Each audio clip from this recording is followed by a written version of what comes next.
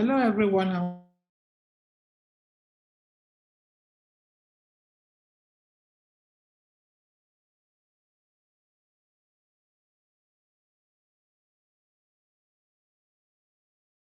Again to another at offenses against the state and against public order. And talking about this, we shall be looking into what treason is, what sedition is, unlawful assembly, affray, and possibly riot with time we permit. And Dr. Alero Akujobi be your facilitator for the class. So now I shall be sharing my slides so that we'll go along.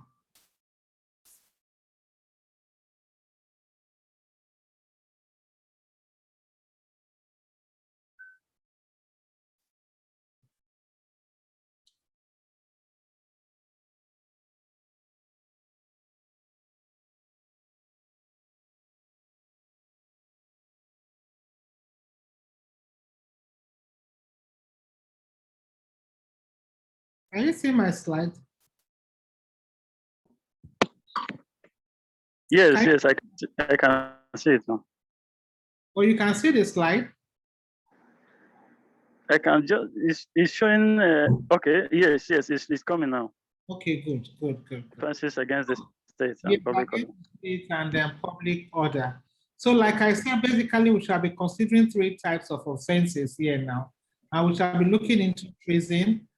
We shall also be looking into sedition and of course unlawful assembly, riot and affray. And to do all of that, of course, we know that the things we have always looked at for years, that you must have your resources with you, like your constitution, your criminal codes and all of that, in order to be able to appreciate the cause more and also be able to make your own contribution. So basically, at the end of the class, there are certain things that I expect you to also have, they expect you to be able to understand. That is, you should be able to define what treason or what treasonable felony is. You should be able to understand what it is. You should also be able to understand which acts can constitute treason or a treasonable felony. And also it's expected of you to know where the time limitation for prosecution of the offenses that we shall be looking at. So those are what is expected of you to know at the end of this topic. So basically, what do we mean by treason? You know, when we talk of treason, we are referring to those acts that affect the safety of a sovereign nation or the president as the head of that nation. You know, those acts that are affect, of course, the security of the state. Basically, it is the breach of allegiance to one's own nation. Every one of us belongs to the Federal Republic of Nigeria. And that allegiance can be breached if, for instance, we do things like that will make, of course, that will bring about something that we can say can be labeled as, waging war or levying war against the government by giving either aid or comfort to the enemy, you know. So in Nigeria, therefore, under Section 1, subsection 2 of the 1999 Constitution, the provision the provision states that no person or group of persons should take over the government of Nigeria except under the provision of the Constitution. That is why we have elections. We have all kinds of, if you are vying for any position, there are procedures to go about it. You don't do it by waging war or by levying war against the state, against the nation. Normally, you will see that it says levying war against the president, but it's not the president as a person, but the office of that, the office that that person is occupying that is more important. So in order to prevent any person or group from waging war against the government of Nigeria or to threaten its existence, like I said, certain acts of individuals like conspiring, instigating against the government are prohibited by the offense of treason. So we now see that treason is therefore an offense that is viewed with all seriousness by the state. And we've seen where, like I said, Section 1, subsection 2 of the Constitution that provides for the fact that everybody is free. I mean, nobody should be able to get into anywhere by force or by levying of war, you know. So you have to do it according to the prescribed procedure, according to, we have election laws and all of that that guides us. Now, the section relevant for treason can be found in section 37 to 39 of the Criminal Code. We also have it in section 410 of the Penal Code. As I said, it's an offense against the government. It's not individualistic. It's not personalized. It is therefore an offense against the public order. So therefore, for anybody to come off to have been said to be guilty of the offense of treason, the offense, like I said, must not relate to a private purpose, but a general and public one. Otherwise, if it relates to a private purpose and all of that, it will not be deemed to constitute treason. So, under what circumstance can the offense of treason be deemed to have taken place? Of course, when, for instance, the head of the government is being intimidated, or is finding that you see someone that is levying war in order to take over the government of the day. Of course, such is an act that the offense of treason covers. And we know that the punishment for treason is death, okay? Both under the Criminal Code and under the Penal Code. Of course, this is to deter people from engaging in treasonable acts and to maximally punish those that engage in it, and also to preserve the stability and safety of the nation and reign of its leaders. I don't know whether any of us in the class have ever witnessed military coup. Have we ever witnessed military coup? Well, not really, man. Okay, many of you were maybe probably too young or whatever to have maybe witnessed it. Yes. But normally, when military coups go on, it's normally not a funny thing at all. Everybody is put in a state of fear, instability, and chaos in the land. And of course, this nation is normally very, very unsafe in those periods.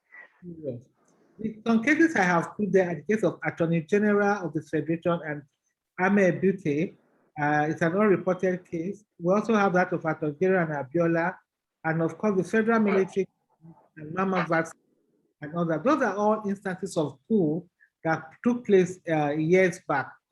Also important to take note of are the cases of Isaac Boro and the state, or that of Ainahoro and the state.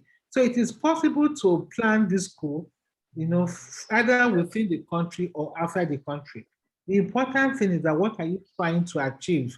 What do you want to try to achieve? Is it to bring down the government of the day? Is it to cause chaos, to cause instability? The circumstance of the case or the facts of the case will determine whether it is treason or not. So it is also an offense or to be an accessory after the fact in treason. An accessory after the fact, like we all know, is someone who helps a criminal after he has committed treason to avoid arrest or trial. Although the helper could be present at the place where the offense was committed. Punishment for this is life imprisonment. So when you are an accessory after the fact in the act of treason, of course, your punishment will be life imprisonment for such an offense. Now, it is also important to note that the forming of an intention by any person to levy, instigate, or conspire to wage war is also punishable under Section 41 of the Criminal Code as a treasonable felony. So if for instance, you are not able to carry out the act to its fullest, but of course, from the evidence before the court, they can raise or form an intention on your own part. Of course, you'll be guilty of treasonable. Section 51 of the Criminal Code. Time limitation for the offense of treason, we all know, is normally 2 years. Limitation in the sense that within 2 years, you should be able to bring about prosecute the offense for treason. If you wait until after 2 years, of course, you'll be statute barred and you'll not be able to prosecute such an offense. That we can see in Section 43 of the Criminal Code. So again, in the prosecution of the offenses under treason, nobody can be convicted unless he or she pleads guilty to the offense, or there's proof of the commission of such offenses by 2 witnesses in an open court. So we are saying this is the evidence that is needed now. They must be proved by 2 witnesses in an open court, or at least one overt act of the type of treason or felony charged with or by 2 witnesses. Okay, so this is very, very important in the evidence to prove treason. The relevant case there is that of Omisade and the Queen, that of Omisade and the Queen. So for you to get all of this, you, of course, you go to your, you look at some of the cases and you'll be able to understand it more. Now, there are some questions I have asked here where I said, I don't know whether you'll be able to copy these questions. If you cannot copy them, you can snap them so that you'll be able to have it, or you go to your VL, sorry, go to your VLN, or you play the cassette, you go through the slides again, and you'll be able to understand the question. Basically, let me just go through it. It says, the first one says, A, B, and C were charged with the offense of intending to levy war against Nigeria, which is manifested by the overt act of their 2 weeks of intensive training session of how to effectively aim and get a target with a locally made gun. They claim that they were merely training to defend themselves in the event of any unprovoked attack on their community. Now we have been told that we should advise if treason of any offense has been committed. We should advise if any offense has been committed. Now, can you say that what they are doing is planning to levy war against the states? You understand? So I want you all to look at that question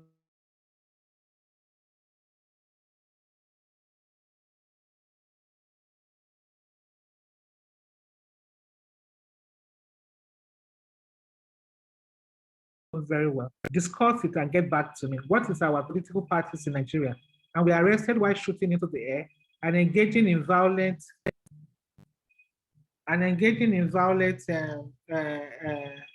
acts, you know, violent acts, or are they pulling, are you listening? In Abuja, hello? Yes, I'm with you, ma'am. Yeah, with you. Charged with treason in 2020. We have been asked to advise the government on this charge and whether their act constitutes treason. So these are all examples that we should look at. And then having read section 30 to 37 to 39 of the criminal code, you should be able to answer this question, whether treason has been committed. Another question here is that, can someone be tried for the offense of concealing the treason 5 years after the offense has been committed? What are the acts that can constitute treason and treasonable felony? How do you get all of these answers? Go to your section 37 to section 39, or even section 40 of your criminal code. Okay? Now, A and B were charged for treasonable felony of giving assistance to those who have been charged with levying war against Nigeria 4 years after the offense has been committed. Can this charge be sustained against A and B? Again, this is another question for us to answer. So we should be able to understand the limitation periods. We should be able to understand the acts that constitute felony. We should also be able to understand instances where treason can be deemed to have been committed. So that would be an end to the talk on treason. We shall now look at sedition generally. When we talk of sedition, what do we have in mind? We shall be able to say so. And by the end of the class, we shall also be able to describe what sedition is, explain what the elements of the offenses are. That is, we should be able to state the exception to sedition and possibly explain defenses to the offense of sedition. So what is sedition? The offense of sedition is aimed at protecting public peace by prohibiting any act or conduct which brings or tends to bring hatred or contempt to the person of the president or governor of a state, or which excites dissatisfaction amongst them. Basically, from this definition, sedition can be anything, any public display or any publication that brings dissatisfaction, hatred, contempt, ridicule against the state or against the government. So it could consist of words, it could consist of publications, you know, as the case may be. But what is important that they should be malicious criticisms, against the government. Those things that are not said in good faith, those hate speeches we normally listen to, that when you hear it, your body boils, you feel that something must be done and all of that. And before you know, at times, some people are already picking up sticks, people are already doing this, some people are already doing that, So that is sedition. So basically, sedition is a communication or it's an agreement which has as its objective the stirring up of activities that undermines the government, that undermines the safety, the security of also the state. It's a little bit lesser. It's a lesser offense than that of treason. Lesser in the sense that their punishment differs. Two, treason is more of a direct attack, direct something against the state. You want to do things that we take over the government, like we said, levying of coups, that could lead to destabilization of the government, as the case may be. So we should be able to differentiate them so that we'll be able to understand the differences between them. So we've been able to also see that for a person to be guilty of the offense or liable on conviction for the offense of sedition is normally 2 years imprisonment or 3 years, And of course, what if it's a sedition that arose out of publication? The sedition publication shall be forfeited to the government. So again, the courts here play a very crucial role in clearly defining the limits of the law of sedition in order to protect the right to free speech, which is an essential ingredient of a democratic society. We remember the provisions of the Constitution that provide for freedom of expression and things like that, including right to freely criticize government and its activities. So state security and the right to free speech ought to be properly balanced in this respect. So what is the law saying? The law is not saying you cannot criticize the government. No, that's not what the law is saying. The law is saying that yes, you can criticize the government, but you must do it in such a way as not to excite dissatisfaction, as not to bring the government to ridicule. Now, under Section 51 of the Criminal Code, the offense of sedition covers situations where any person does or attempts to do any preparation or conspires with any person to do any act with a seditious intention, okay? And those seditious intentions can only be inferred from the circumstances of the case. It's either seditious intention or when the person utters or publishes seditious words or publishes seditious publications, that is deemed to import things that will incite or cause chaos and anarchy and chaos within the state. So it is under Section 51 of the Criminal Code. Again, I didn't mention it. What are the relevant sections here? The relevant sections are from Section 50 to even Section 53 of the Criminal Code, and also Section 416 of the Penal Code. So those are the relevant sections under sedition. So we find out that it is also an offense for any person without lawful excuse to have in his possession any seditious publication. So we can see that one really has to be careful, because when you are saying that you are not guilty of sedition and such seditious publication is found in your custody, of course you can be brought to book and of course punished for the offense. So that is now Section 50 subsection 2 talks about the intention we are talking about. How can the intention be inferred? If the words that are being expressed, brings hatred or excite dissatisfaction among the person of the president or the nation or the state that it may be, of course, it can be deemed to be seditious in nature. Again, if it excites a reasonable man or people of people that can be considered, depending on the environment, again, people that can be deemed reasonable in such instances, grievances, of course, it will also begin to be seditious. Or if it raises dissatisfaction among the inhabitants or feelings of ill will, hostility among different classes of the population. We know what's happening in the country now. Today, we hear things coming out from the east, the northeast and southeast are being agitated. Everybody will claim it's being marginalized. The parties that I think you say that these people are being favored more than the other, and things like that. You know, when we say certain statement that causes other people to feel malign, to feel dissatisfied, to feel contempt against the state or whatever, that could be deemed to be seditious in nature. So those are some of the intents that we have pointed out. Again, when we talk of constructive criticisms, what do we have in mind? Or when we publish things that we think are not sedition, what are those kind of things that are not sedition? One, if it is to show that the president or the governor of a state has been misled or mistaken in any measure in the federation or a state, as the case may be, or to point out errors or defects in the government or constitution of Nigeria, that also can be seen not to be seditious. If it is also to persuade the citizens, you know, to attempt to procure by lawful means alteration of any matter in Nigeria, that of course is not seditious.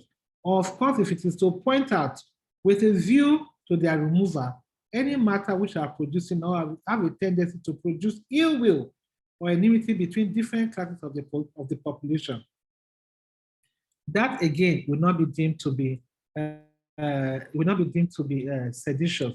So when you talk of, when you want to say, then what are those things that I can do that will not be deemed to be seditious? Under section 50, subsection 2 of the criminal code, you will find them there. Either to point out an error in the government, either to point out a misdirection that is being taken, either to make a case of any matter that you think is producing ill will among the people of the nation.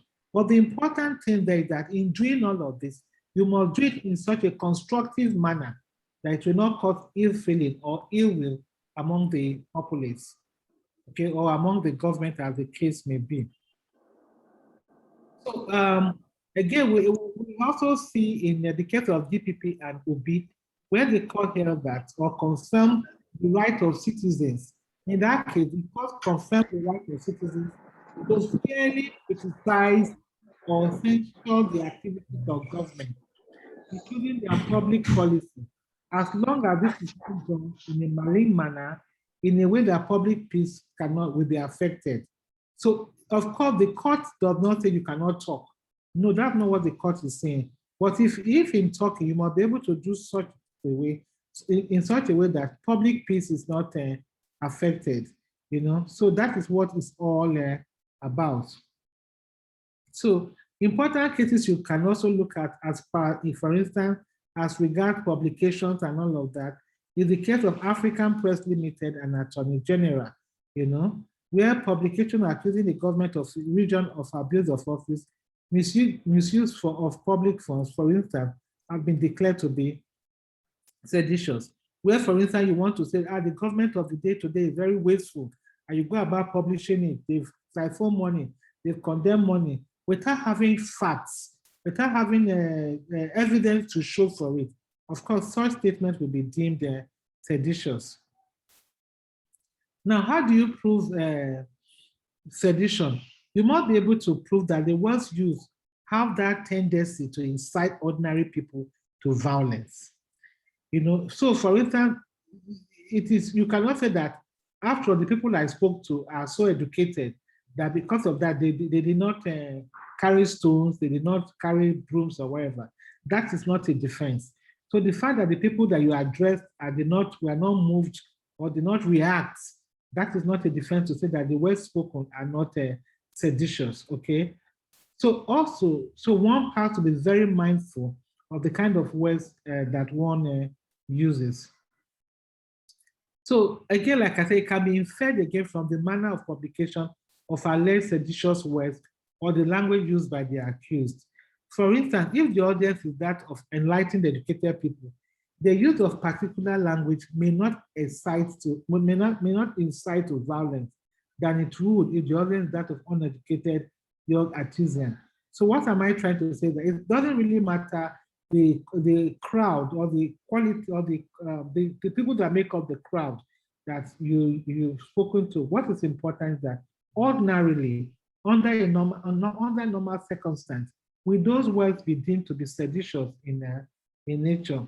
So that's what we're talking about here. So go to section 50, subsection 3 to understand more. And also you will go to your textbook or your course materials where you see some cases there too that will throw more light on the issue of sedition. So we have said that under section 50, subsection 3, it can be inferred from natural consequences of the publication of words used, okay? So it behaves on those using those words to ensure that they are not seditious in nature. So it's also important to know that under the criminal code, the intention to incite should be required under the criminal code, and not merely by deeming a person to intend the consequences which will naturally follow from his conduct at the time or the circumstance in which he so conducted himself. So what we're saying here is that it is not enough to say that what I did was there was no anger, there was no this, and so you cannot bring anything against me. If if the court can infer that intention, of course you cannot run away from it. So what are those defenses to a charge of sedition? You need to know that the truth of an alleged seditious word or publication may sometimes amount to a defense. So if, for instance, what you are saying, and you said it in a constructive manner, is true, okay? And you have enough facts to be able to, that's what we're trying to say, is that everyone has everyone has freedom of expression, freedom of speech, but you must be able to do it in a very constructive manner. So if what you have said or what you have tried to do, what you have tried to correct and all of that is true, of course, that is a defense, you know, for you under the, for you to say that you are not, what you have done is not seditious. So apart from the defense of truth also, it is up to the accused to defend their alleged seditious word by proving that they are not seditious. So where the court is saying what you have said is sedition, you are saying no, they are not seditious. What you have just done to do to point out an error in the government, is to do this, is to do that in a constructive manner.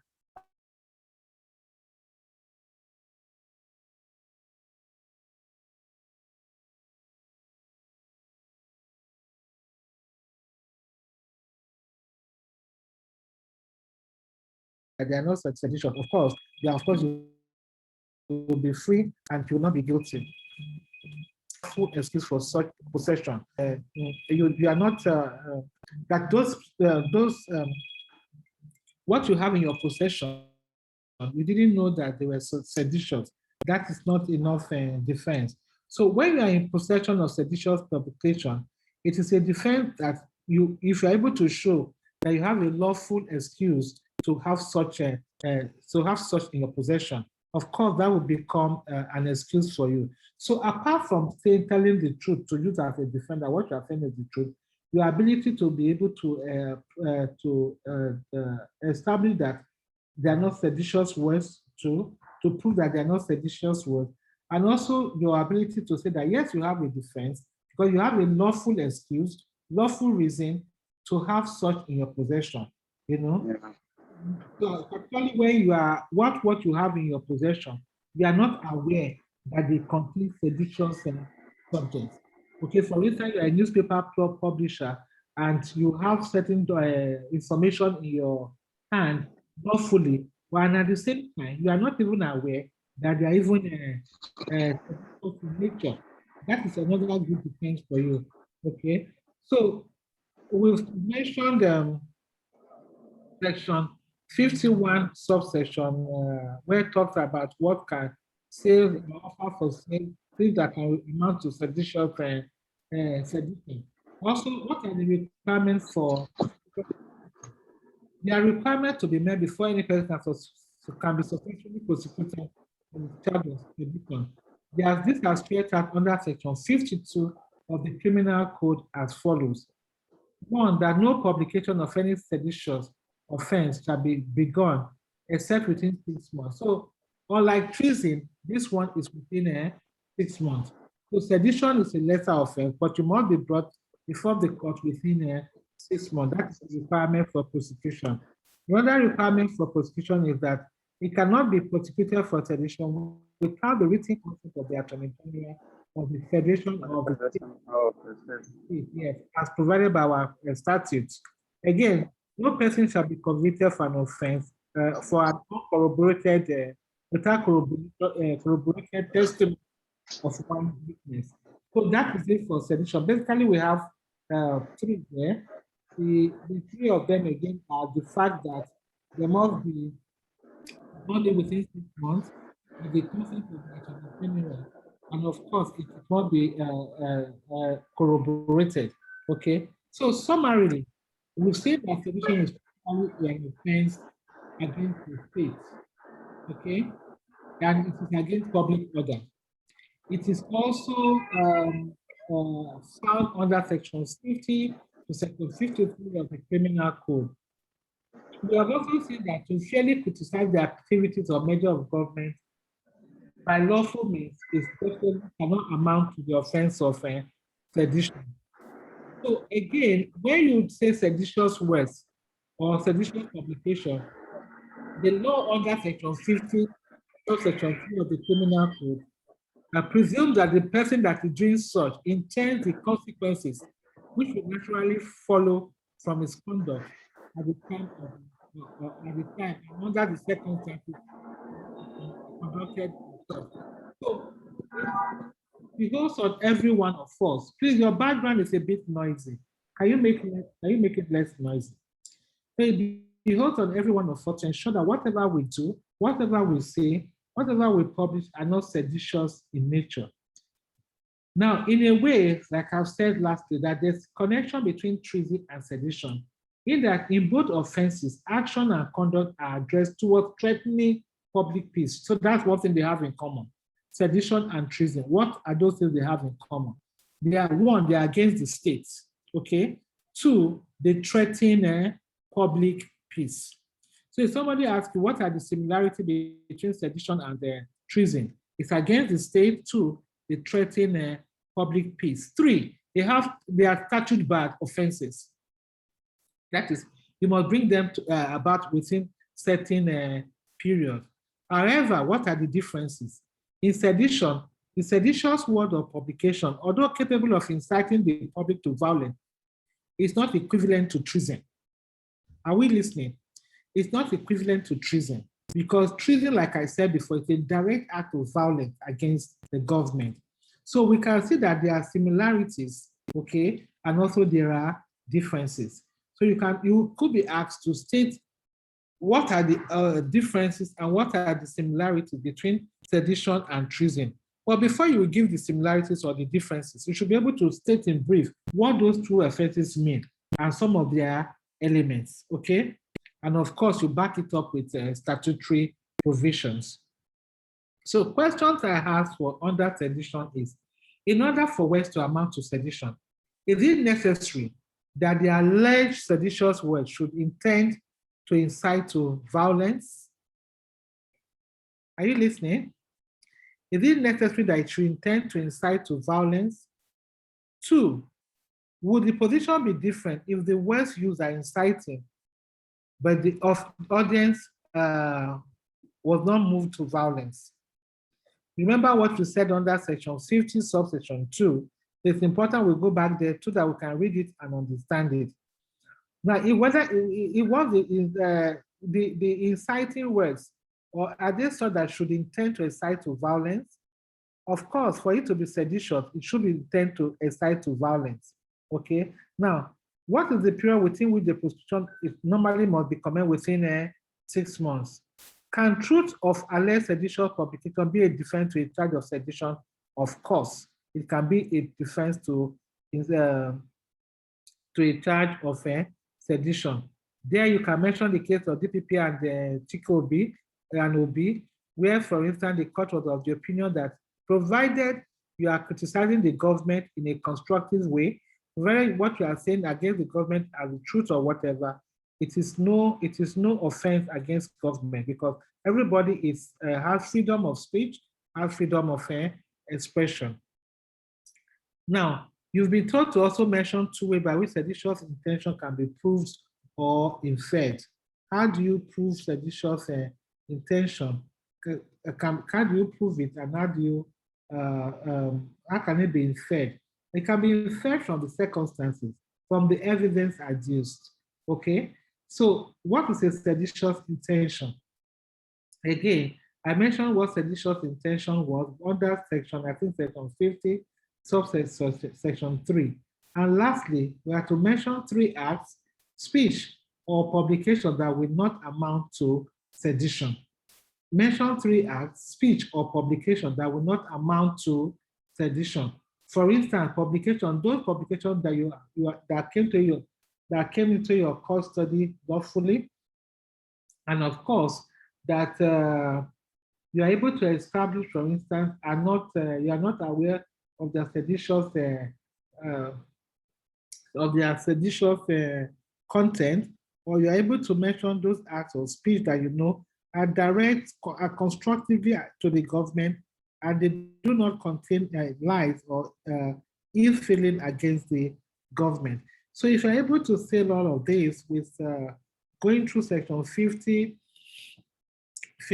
subsection 1, subsection 2, and subsection 3, by the time you understand all of this, see the case of African Press, and also the case of DPP and OB, and some other cases that you might also see there. And also very importantly, section 40, section 40 now 39 of the Constitution that talks on freedom of speech.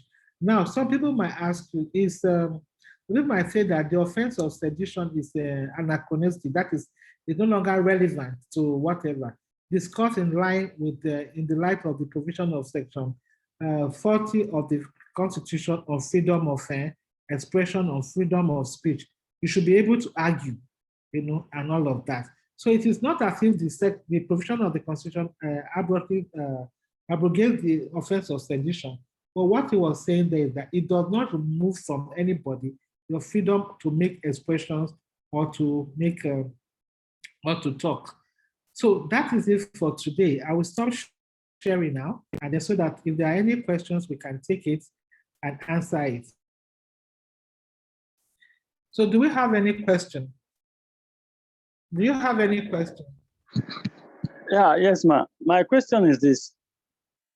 Talking about treason, can mere use of words as in threatening the government amount to treasonable offense? Of course it can.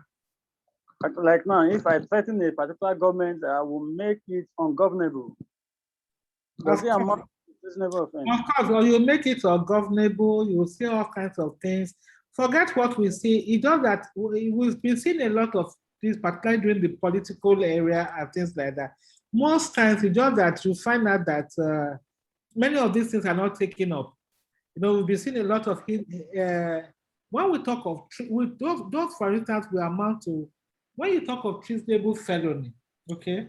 When you talk about, like the example you are just giving now, can if the intention, for instance, you threaten that you make the government ungovernable, you overthrow the government, treason is normally a direct attack on the government of the day. And you start to manifest acts. For instance, you go and block the government way, you go and block entrance to their offices, you do things that threatens their stability, threatens their existence. Okay? Those of course can amount to it's beyond words. It's beyond words. You must also have been able to carry out acts that one can, without blinking, everybody will say that this is a treasonable offense. For instance, you are aware that the president of the government or the head governor is going to pass this particular way, and you arrange people that will kill him on the way. That's a treasonable offense. Or you decide on your own to go online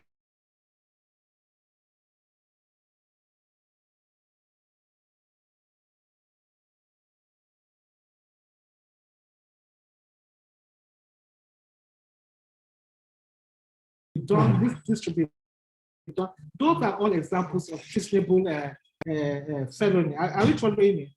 Those are all examples of treasonable acts. Is it clear? Hello? Did you get it? Did you understand? Yes, yes, I got him. I got my background is somehow noisy, so I picked up.